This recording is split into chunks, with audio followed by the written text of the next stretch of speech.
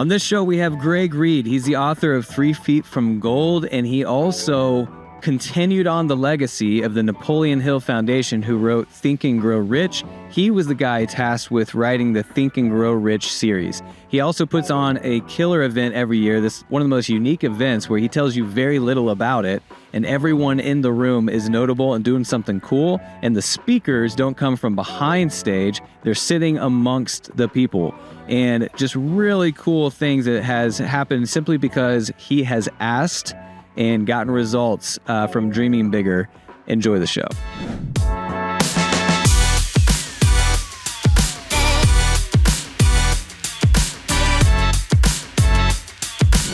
Welcome back to the show. I'm your host, Remington Ramsey. We are a top 5% global podcast, and the reason is we have amazing guests like Greg Reed, the author of 3 Feet from Gold, actually adopted the writer of the Napoleon Hill series, Think and Grow Rich series, but a member of the Cool Kids Club is why I'm having you on. And I want you to start off talking about the Secret Knock event, which is the most unique event. You guys know that Real Producers, we put on some really unique events. I've never seen one like the one that Greg has put on. Greg, welcome to the show.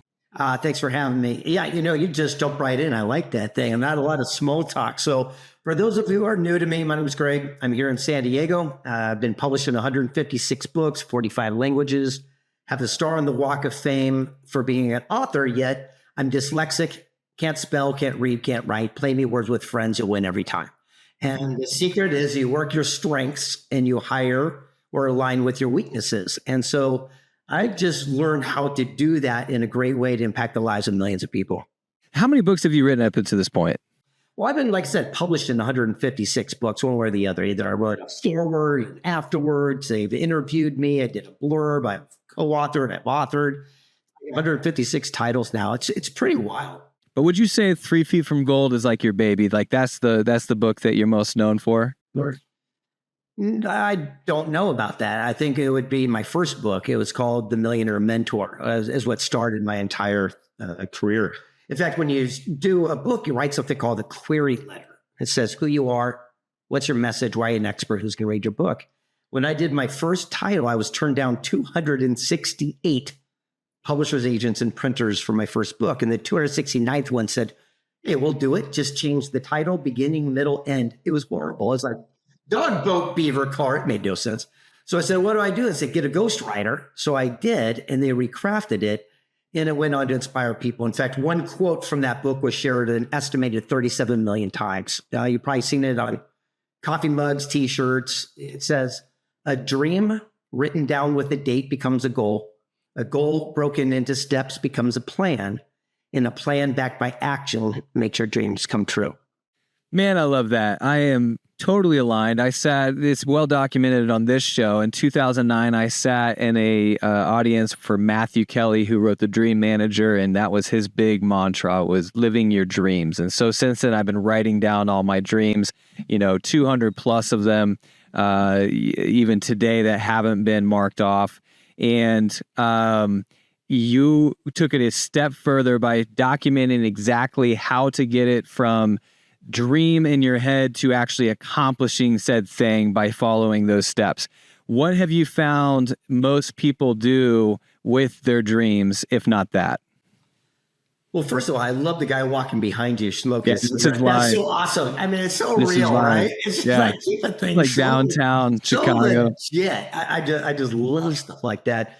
And it's funny. It's we all have a bucket list. Things we wanted to do and things of this nature. When I was a kid, I had one of those with 60 items, and when I was 52, I crossed my last one off, and it was such a surreal moment because it almost gave you a sense of accomplishment, but also you just checked off your bucket list. And it's like, what's next? Now, I remember I sat down with my son. I said, what do you want to do? And he goes, well, and he's just a little kid. He goes, I want to fly a plane, and I want to be in the back of a limo, and I want this and this and this. So we made his bucket list, and I spent my time helping him cross those off. And I realized we get more joy in entertainment from helping other people hit their goals than we do ourselves. Totally. Okay, so say the quote again, and I want to break down the middle section. A dream written down with a date becomes a goal. A goal broken into steps becomes a plan, and a plan backed by action makes your dreams come true. Where did people get off track from accomplishing their dreams? Successful people seek counsel and failures listen to opinion. What's the difference? Opinions based on ignorance, lack of knowledge, inexperience, like all your family friends who've never done what you want to do. Counsel is based on wisdom, knowledge, and mentorship. People have paved the way. So if I go to a family friend and say, I'm going to become this international best-selling author, they're going to do everything to protect me, to keep me safe and talk me out of that dream because I'm dyslexic and they've never written a best-selling book. If I sat down with Mark Victor Hansen, who wrote Chicken Soup for the Soul, sold 1 billion copies, he's going to say, Greg, sit down. Here's what you need to know and give you counsel based on wisdom, knowledge, mentorship. If we would spend our activity only seeking counsel and ignoring opinion, that's the day our lives would change. I read your book anticipating this, and I really liked it. It's written in fable form, much like The Dream Manager, where it's the story of Greg, who is trying to figure out, he'd be being mentored in the ways of wiser people. And one of the things they talk about is considering the source. If you're going to write, and the example used is the one that you just used, is if you told your friends and family, I'm going to write a book, I want to be a best-selling author. And a lot of times people's own limitations around what they think is possible becomes how they give you advice. And the book talks about the fact that they haven't done that thing. Why are you even listening to their opinion in the first place? Who you should be talking to is the person who's done that thing. And it sounds so simple, but yet we don't do it. We consider every source, including people who, especially like if you're thinking about real estate and you're a realtor, why do we listen to everyone who hasn't actually sold homes on how to sell houses? Like, why not talk literally to the ones that are better than you at doing that? But we don't. We listen to everybody. Why is that? Well, I can't agree with you. I don't say we all do because I don't, and my friends don't. So I'm sorry. I disagree with you. So I'll start with that. And again, I believe that you surround yourself with people you have respect for and not people you have influence over.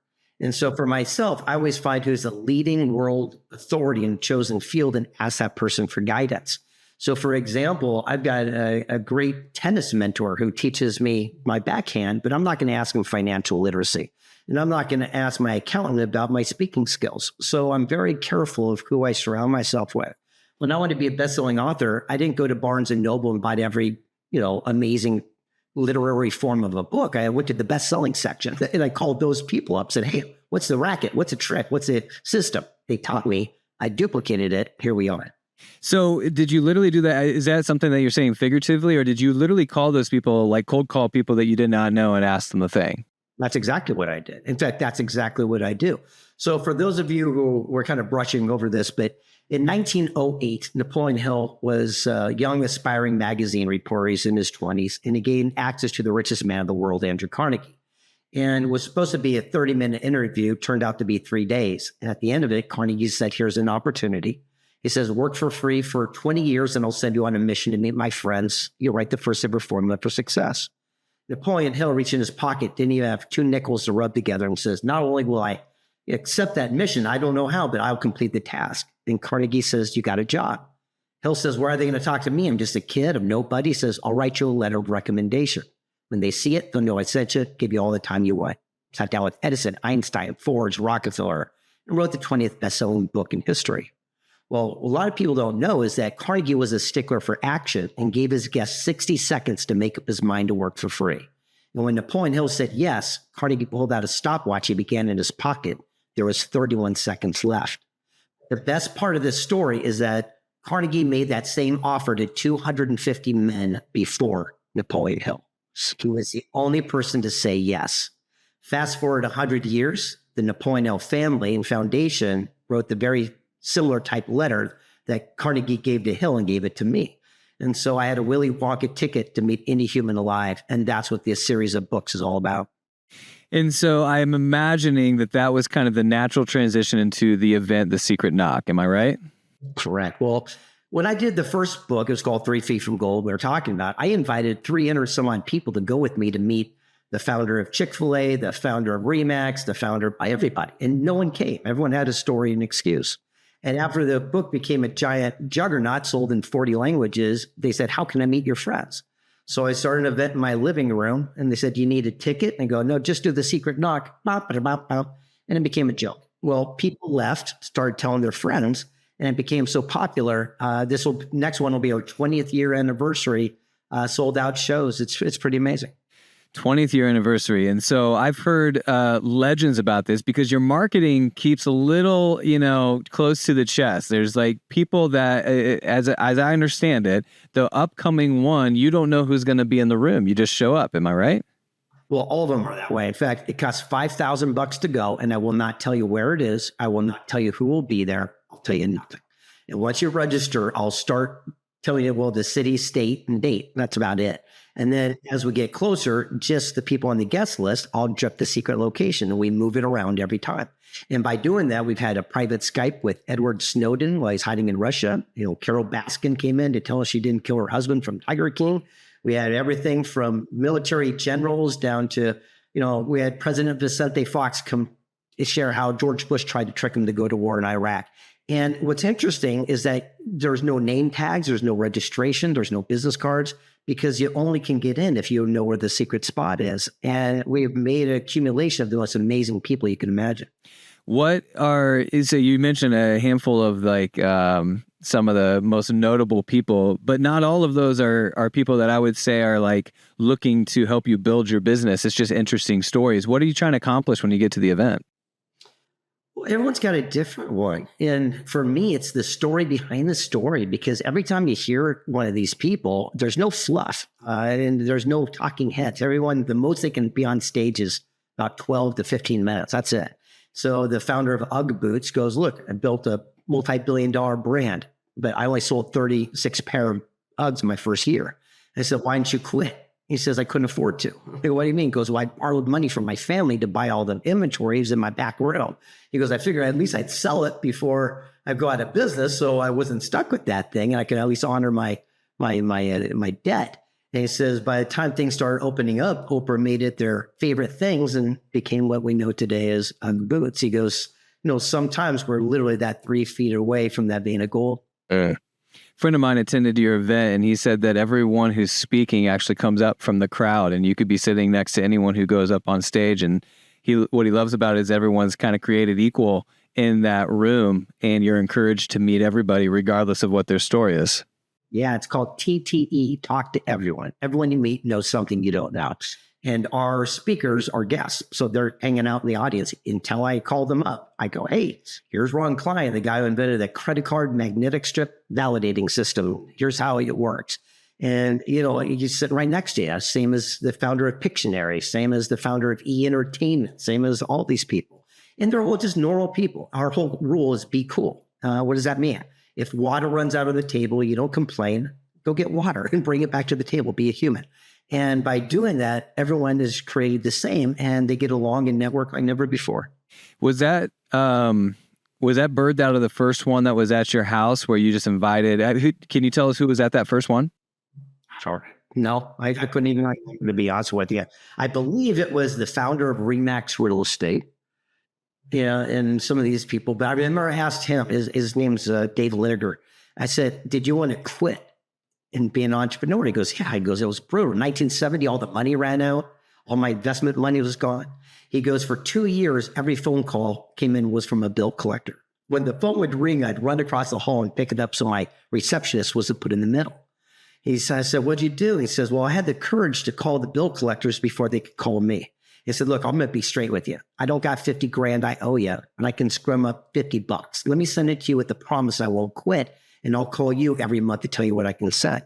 He says, "I called every bill collector every month before they could call me. And on the 4th year, they bought the first franchise, and that's what became Remax Real Estate." He says, "I'm nothing. I'm just a regular guy. But how many people's lives were changed because I wouldn't quit?" Wow. And you've collected all these stories over the years. I want to talk about that initial move where you decided you wanted to be a best-selling author, and so you went to the best-selling author section and started calling those people. Who are some of the people that we might know that took your call and were mentors from afar? Well, there are so many of those. The first one was Fish. It was one of my favorite fable books of all time. So I call it Harry Paul. I called Brian Tracy. I called Les Brown. I called Charlie Tremendous Jones. I called Ken Blanchard. I called all these different people, and I just had access to these amazing mentors. And here's how you do it. And people go, well, it's easy for you. Well, no one knows who I am. And so here's the answer. It's specificity. And I know I'm dyslexic. I don't say it right, but it's being specific. So what I do is I don't call people and say, I want to take you to dinner. They don't want to go. I don't ask them to buy them coffee. I don't ask them to pick their brain. It sounds painful. Here's what I do. I say, I'm requesting 12.5 minutes of your time. I'll cover all my own costs and expense to come see you. From the time I open the door till the time I leave will be 12 and a half minutes. We'll start a stopwatch. All I want to do is ask you this one question, XYZ. The chance of them coming from their office to the break room goes up so high because it's specific in the ask. And at 12 minutes, my alarm goes off. I say, oh, we're done. Thank you for your time. 100% of the time, they say, hey, let's just continue this and continue the journey. And that's how I do it. 12.5 because it's such a unique time that it's memorable? Or is that something that you came up with on the fly? Yes, something I came up with. But I just realized that it's specific. Again, the more specific we can be, the easier it is to get the access to these amazing people. I'll give you an example. If I'm on stage and there's a long line, like I'm doing a gig here this weekend, a lot of people, and I get off and they all say the nicest thing. How can I work with you? How can I be of service? How can I be of contribution? I don't got 30 minutes for a resume check. There's long people. But if someone comes up and said, hey, loved your talk. I videoed it. I make Instagram video reels. Let me send you one with what I got. If you like it, you'll use it. 8 seconds. I know who you are, what you do. You got my cell phone. We're in contact. Hey. So now you're putting on these events. The Secret Knock is only once a year, right? Yeah. Secret Knock is going to be, the next one will be 2026. We have Secret Knock Women coming up in a couple of months, and then Prosperity Camp in August. So what do you find yourself now that you've met some very unique people? What excites you? After 20 years of doing this, you've met some of the most well-known authors, speakers, celebrities in every space. And what keeps you excited about the next one? Like, what are you working on right now that's got you jacked? Yeah, I'm doing a new movie and a book. It's called Affluence. And the whole idea is a mastermind group and myself. And by the way, we're looking for some members now to go with us on a 1-year journey where we meet the most powerful and influential people of affluence. It could be a spiritual, physical, mental, financial, whatever it is. And we're going to make this really killer documentary. And then we're going to make a book from all the excerpts. And then the best part of it, when it's done, that book, a copy of it, is going to be on the SpaceX NASA launch rocket in 2026 and go to the moon on the rover and actually be part of history where our book will be on the moon's surface for eternity. How on earth did you figure that out? How did you get that to happen? Well, connections. And that's what I'm telling you. The nicest thing about being cool is you start making all these amazing alliances and doors start magically opening. And what's really, really neat is because these people that were your heroes become your friends, and then they introduce you to their friends, and it continues to go. And we do it because we always come from a place of giving. It's never a place of take. Yeah, I think that's what the defining cool is necessary here, because I think when you hear the word cool, you think of Dean Martin, Frank Sinatra, kind of cool, have a cigarette on the side and you're unapproachable. When you say Cool Kids Club, you're talking about people who come from a place of gratitude and giving. That's who the Cool Kids Club is. Yeah, our whole concept at our events is this. If you're talking to someone and they say, gosh, I'm only one connection away from making this happen, I'm looking for this. And if you have that connection, you stop what you're doing and you open up your phone and you connect that person to that person. Pretty simple. It's not rocket science. And by doing that, we've had major corporations formed, major films created, marriages, business alliances, and the list goes on and on. Why did they approach you originally to carry on the Napoleon legacy? So Napoleon Hill wrote Think and Grow Rich, massive success, as you said, the 20th best-selling book. And you had said that they gifted you the same letter of endorsement to carry on the name. But what got them, how did they even get your name? What had you been doing? What hustle, what stories did they hear to even find you? It was a connection of a connection. Again, my mentor was Charlie Tremendous Jones. He was an icon of motivation years ago. And he has a quote. He says that you're the same today as you'll be in 5 years, except for two things: the people you meet and the books you read. And he and I created an alliance where he became like my father figure. And he was working very close with the Napoleon Hill Foundation and said, hey, give this kid a shot. And that one endorsement, that one champion is what changed my life forever. But when the book 3 Feet from Gold was done, no one would publish it. I mean, they're going like, who makes you think that you can follow in the footsteps of Napoleon Hill? And I was just shut down by everybody. And finally they said, hey, we got a woman that wants to work with us as well. Her name's Sharon Lecter. And she wrote a book called Rich Dad, Poor Dad with a guy named Kiyosaki. And so she came on and we co-authored this book together. And those same doors of opportunity that were shut suddenly started open.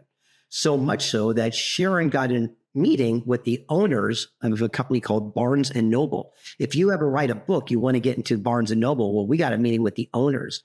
And we're very pleased to say that our book was the first one ever that we know of that was actually published in alliance with Barnes and Noble. They just published it themselves, cut out the middleman. We took no royalty in advance. And what we did is said, we'll just split the profits and we'll go into business together. Now, who's got a bigger email list, me or Barnes and Noble? I'd say, do you remember how many store locations they had? What year was this? 2009. It was all of them because Borders closed, Crown Books closed. It was like the mother load.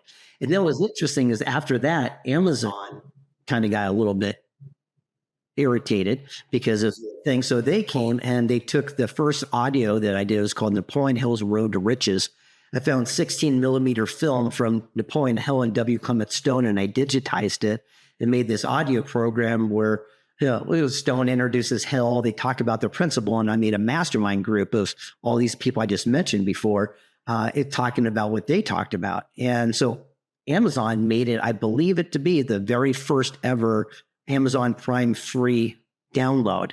And we just, got a lot of traction. I wasn't expecting to go this direction, but since you brought it up, I'm in your connection to Barnes & Noble. I'm just curious if you have a thought on this. How has Barnes & Noble been able to survive with the behemoth Amazon and just internet sales in general? If you look at similar companies, Blockbuster, Family Video, like some of the Borders, in the book space, Barnes & Noble, there's still 2 or 3 of them in Indy, and they still seem to be doing well. Why is that? Well, first of all, they sold Barnes & Noble to a UK company. So it's, it's a whole different form of leadership. I just had Jim Keyes at my last Secret Knock last month, and he was the CEO of Blockbuster. And we were talking about how Blockbuster and, they're going through back and forth, Netflix and all the different stuff of how it was about adjusting and why they did or didn't. One of the cool things that Barnes & Noble does is they adjusted their principles. So back in the day, you'd have to go through a major buyer to get your store in Barnes & Noble. Now, you as a local author can call up your local Barnes & Noble and get your book into their stores as long as you'll drive traffic, and you can start doing book signing, things of this nature. So what happened is they started adjusting with the times and became more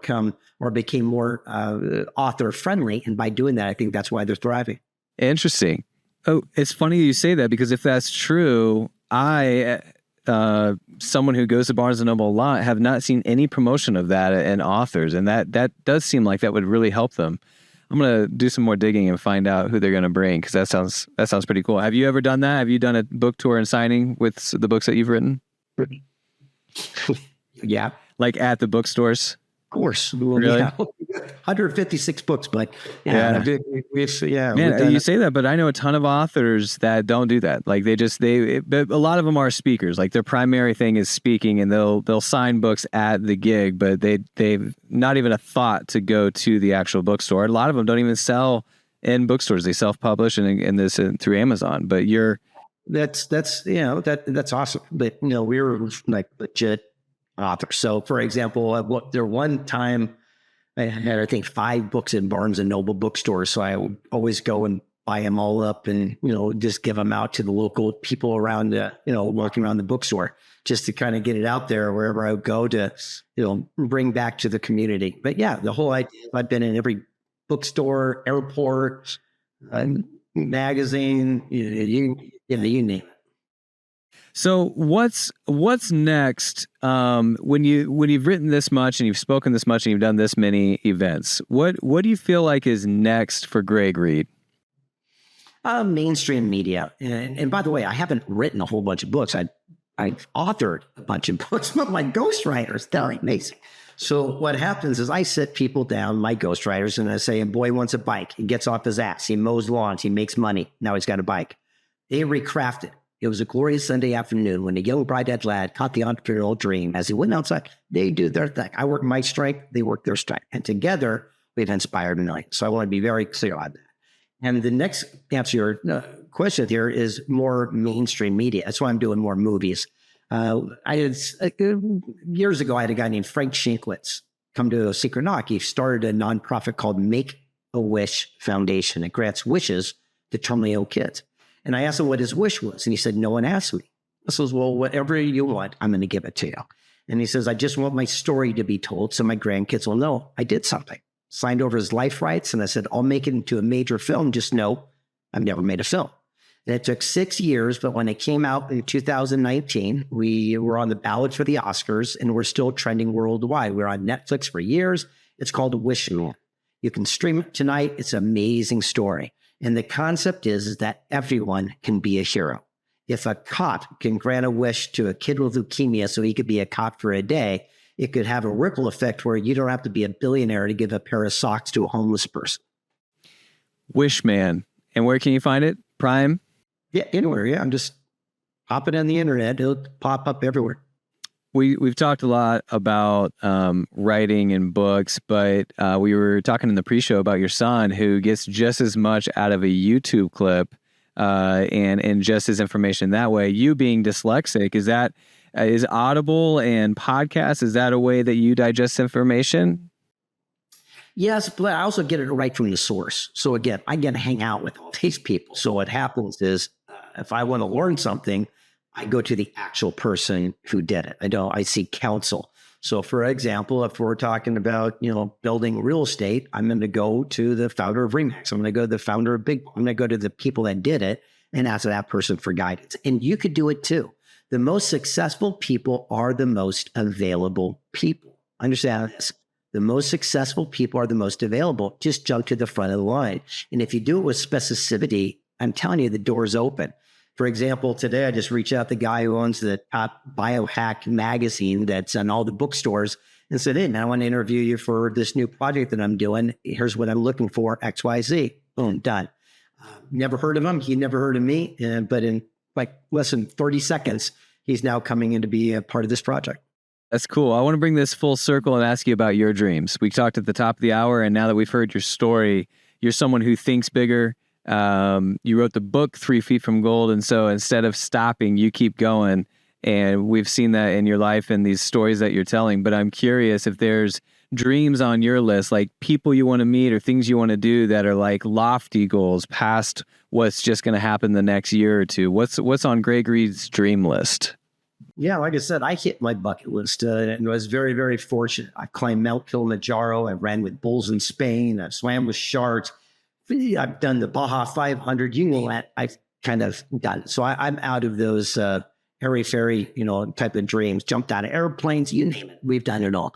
But the next thing is my kid. So about 8 months ago, my son was in a major, as many majors as you want to put, accident. And he was riding his e-bike and a car pulled in front of him and got hit. He had the most severe brain injury a human can have. It's the highest of the high of the high. He was supposed to be in a coma for 6 months and maybe speak again after 2 years. And 60 days later, he walked out of the hospital, shaking everyone's hand. And he's the only human alive to ever recover from what he did.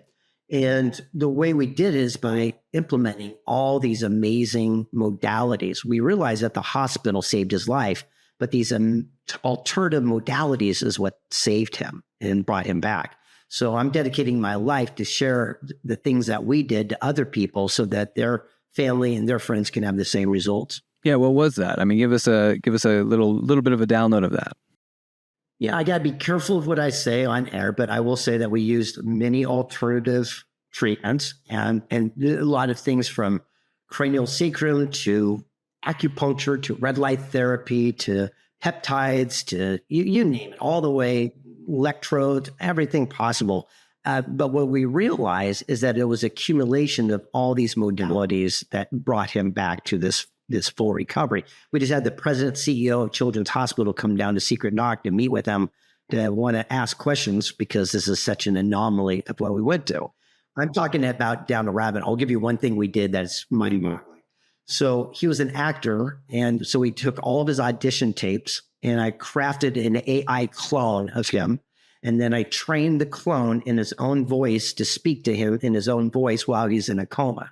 So while I was in a coma, himself will say, hey, Cole, here's what's going on. You're in a coma right now. You're in an accident. Here's what's happening. Here's what we want you to do. I want you to look for this and come back to us. And every single day we would train this AI robot to speak to him in his own voice. And he sure enough did. Now that is a story. Was there any, when you talked to him afterwards, does he have any recollection of that? Yes. So vaguely and faintly, and he's still recovering. So only time will tell. It's only like 8 months ago, right? It's possible. He'll never know, but it did. I mean, did you get pushback from the hospital on some of these things that you were trying that were out of the norm? I would say there were, yes, but they were interested also. And that's also why we left the hospital, so we could implement. Thanks. And they just wanted the kids to do well. I mean, I have nothing but the greatest admiration for these children's hospitals. They're phenomenal, absolutely phenomenal. Yet on the same note, they're taught one modality of how to do things. And so, I mean, what we wanted to do is follow some alternative things. And the fact of the matter is it worked. Fascinating. You're a fascinating dude, Greg. Okay, here's where I want to end the show, and I didn't tell you I was going to end here, and it's I'm really curious as to your thoughts on this. A recent buzzword in the industry, in any industry, is imposter syndrome. Imposter syndrome comes and goes with people even at the top, and everyone I talk to has their thoughts on imposter syndrome. Now, here's what's interesting about you. Your story is one of dream bigger, do things people aren't comfortable doing, and you'll get the results if you just ask, knock, and door will be open, ask, and you shall receive. Is imposter syndrome, I feel like if there is an area of life where you might actually be warranted to have imposter syndrome, it's this one right here where I've never, called up Shaq and see if he can have coffee. I've never, gone down the channels to see if a famous author will sit down with me and teach me how to write a book. And I know I'm going a little bit further than even what you've done, but talk to me about imposter syndrome. Someone who's letting imposter syndrome cripple them before they even start. What do you say to that person? Welcome to the club. I mean, everyone has the same version of it. It's just a different degree in which we go through. Look, I'm the least. I think the only reason I can get through it is because I'm open about it. I'm the least qualified guy to do what I do. I'm very fortunate. And I learned to work with my weaknesses and to align with my strengths. And by doing that, we open up the doors of opportunity. And if you can just ask the right questions. One of my favorite interviews was a guy named Paul J. Meyer, a billionaire back in the day. And I said, what is the secret of success to you? And he says, it's your ability to withstand a no. And I says, what do you mean? He says, if you're willing to ask enough ladies out, eventually you'll get a date for the day outs. And I realized that is the truth. And most people will just quit after one rejection or two or 20. When I did my first book, again, if I would have quit after 50 rejections or 112 or 213 or 250, I would not have gone to inspire the lives of millions upon millions upon millions of people. So the fact of the matter is we can never let another person or ourselves talk us out of what we know to be true.